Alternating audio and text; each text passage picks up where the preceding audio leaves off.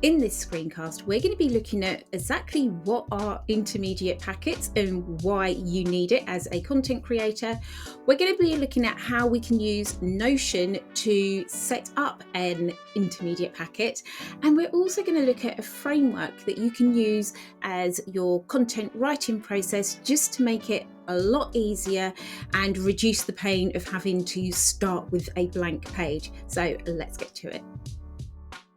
Intermediate packets are a concept that was devised by Tiago Forte that he shared in his book, Building a Second Brain. And essentially, he encourages us as knowledge workers to think beyond just breaking our projects down into manageable chunks, but looking at ways in which we can turn those chunks into the building blocks that we can use for future projects. Now, this sounds like a great idea, and in my Substack, I've been sharing how I've started implementing this into my content writing process. I've utilized a Commonplace book and set up a template, which I will share with you here. So this is my Commonplace book, and rather than starting in a document for my writing process where I will essentially keep everything as like this self-contained isolated little project, I'm looking at instead starting my research and my thought and my idea process in my Commonplace book, so that those little snippets of information can serve me on other projects or in other areas of my life. So this has been a really useful way of looking at how I can implement that idea of the intermediate packets and reusable building blocks when it comes to my notes and my research. But Tiago encourages us to think beyond that and expand that thinking into other areas. If we're looking at a project and breaking it down into chunks, there might be chunks of that project which actually they could become an intermediate packet in and of themselves. There might be a set of there might be a set of deliverables that you know you're going to use each time you launch a project, or there might be a checklist that you run through every time you sit down to record a YouTube video.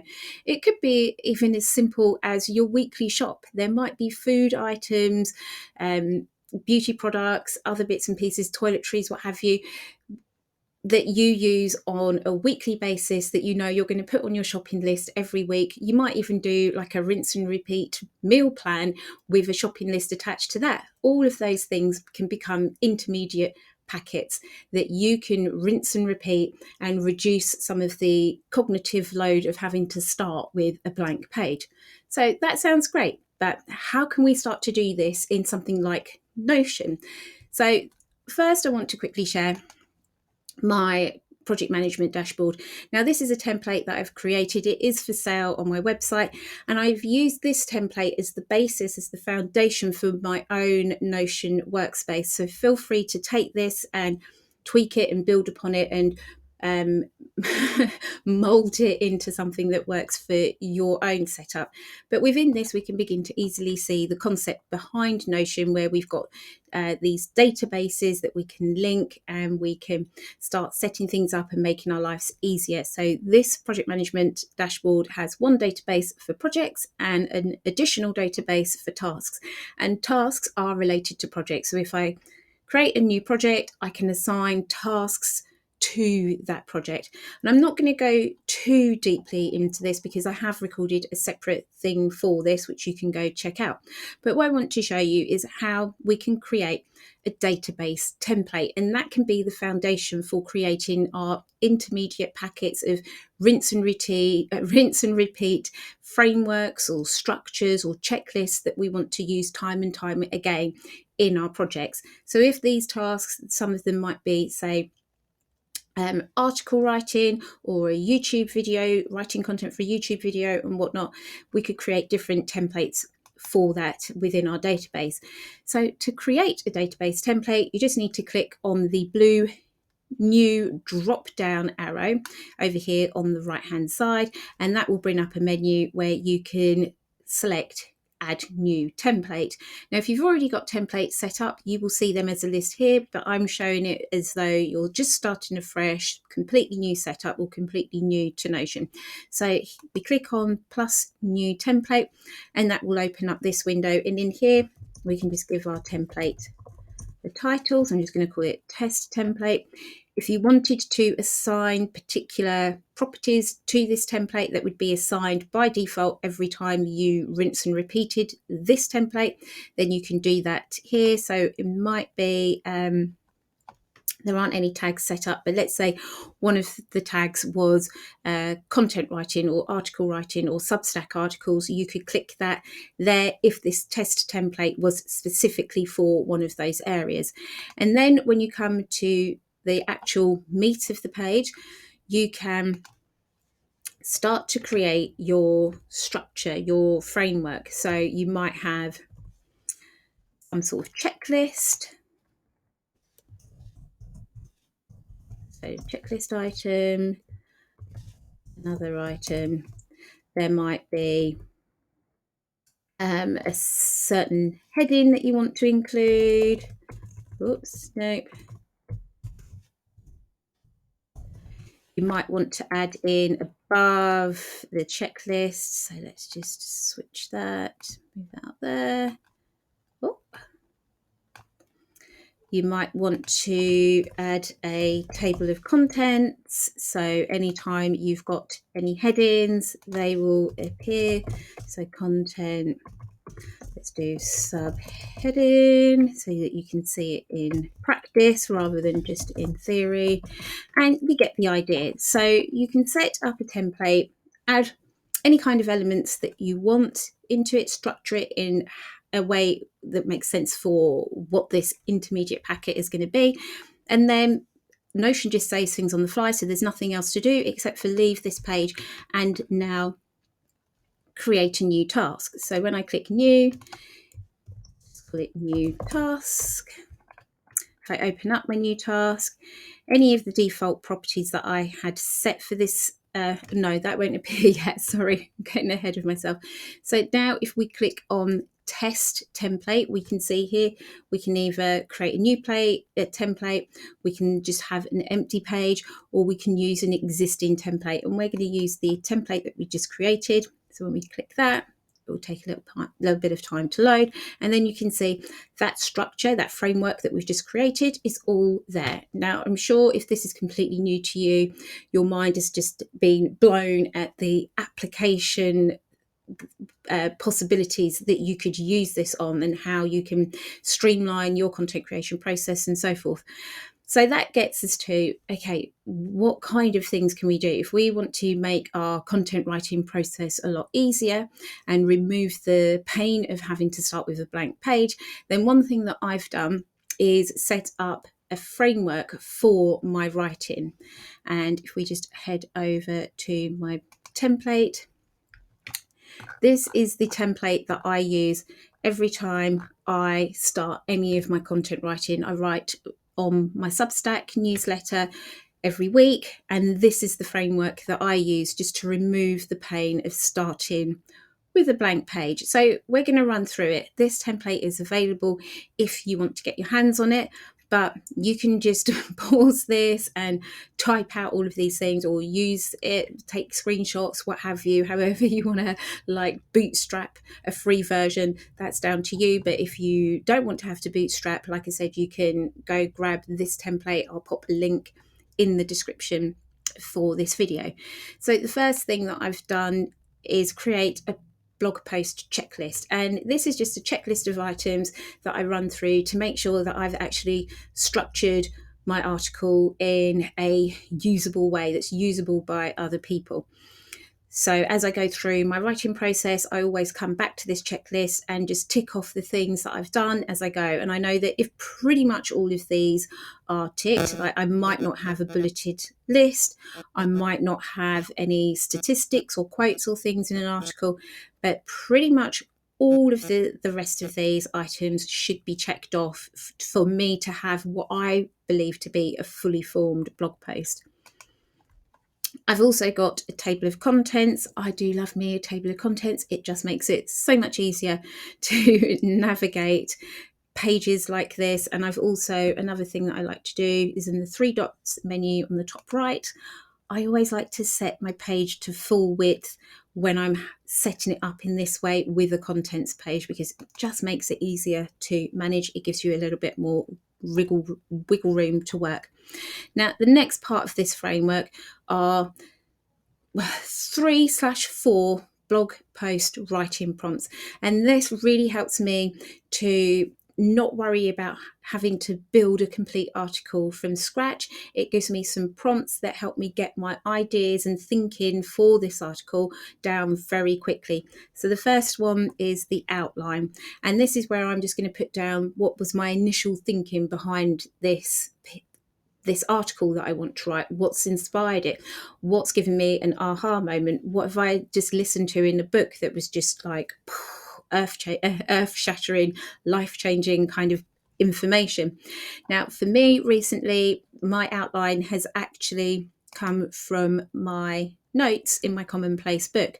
So if we go into my Commonplace book, into my book notes for building a second brain, in here I've got each of the chapters that I've been going through and making notes on broken down, and I've been using Tiago Forte's progressive summarization technique with a little bit of an AI tweak. So here are my notes from listening to chapter 7.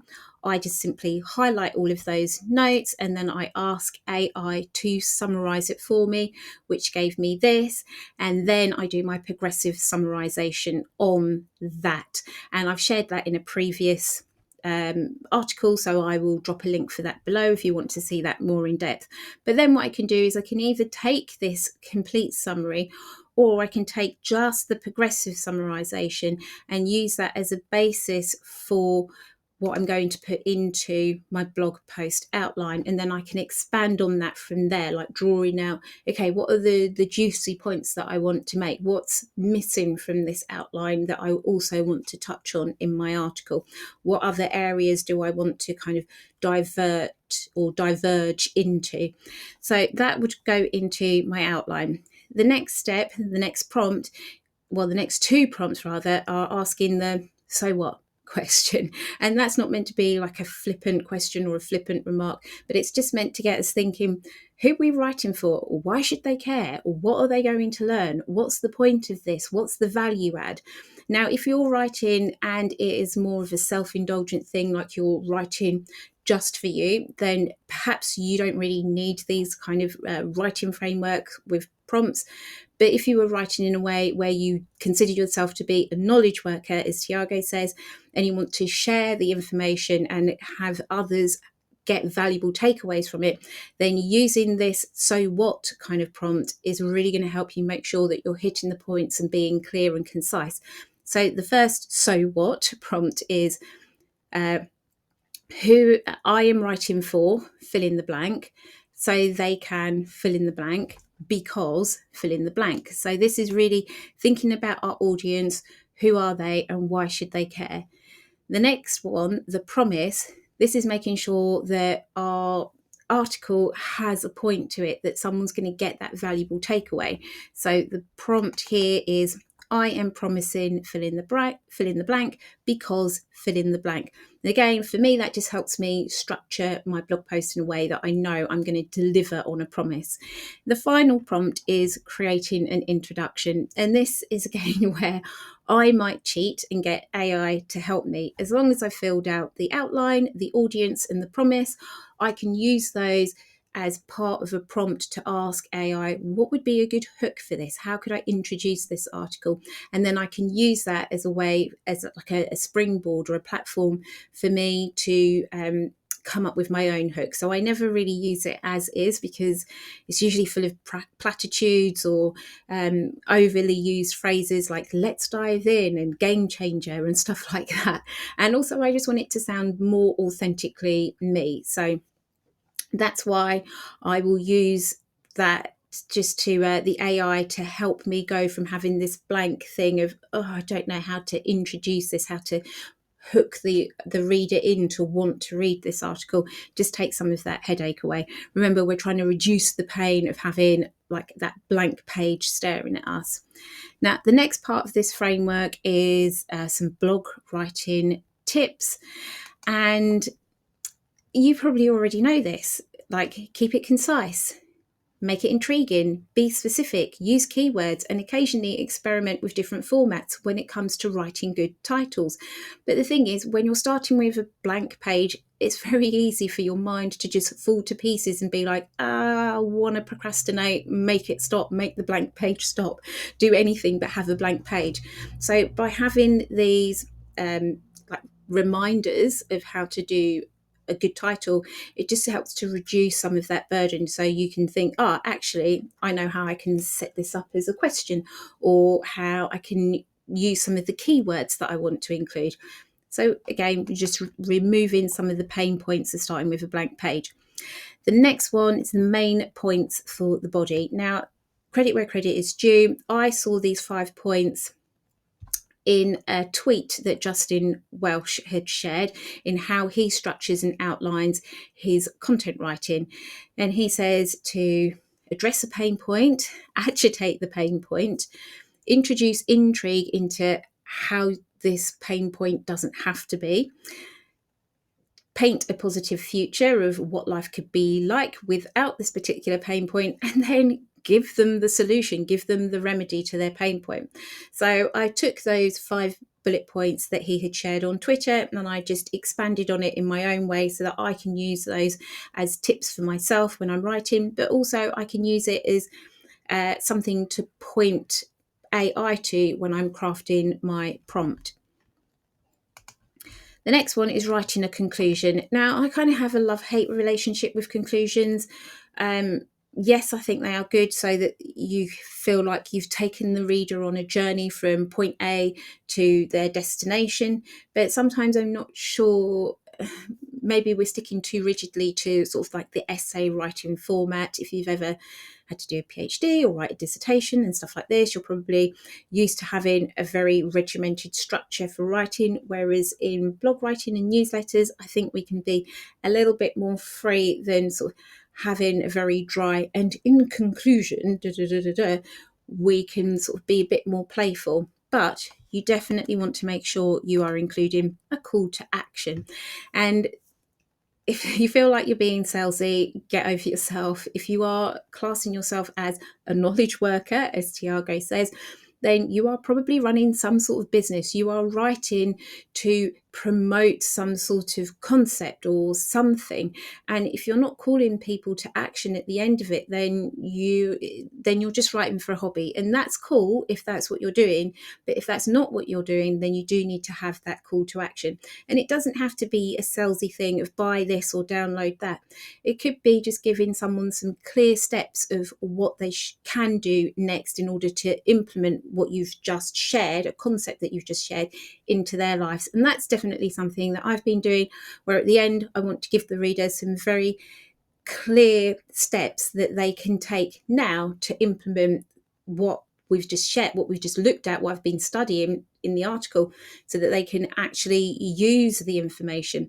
I'm a big believer that knowledge isn't power. Like, I don't really believe that. I believe that knowledge is potential power, and you have to use it to fuel action. And that's the only way that knowledge then becomes power, when you're using it to fuel action. So I really want to encourage you to make sure you're incorporating some sort of call to action in your writing. So it's not just knowledge hoarding, but it's actually using that knowledge to better yourself and your reader. And then finally, it's a prompt to generate at least 20 ideas for the title for your article. And it's really good to have a whole bank of ideas. And what I tend to find is that over the course of producing my article, I might start with a working title that I think is really good. But by the time I've got to the end of writing the article and it's a fully formed idea, I actually change my mind about what the title should be. And it's nice to be able to have this bank of title ideas where I can sort of pick and choose and mix and match.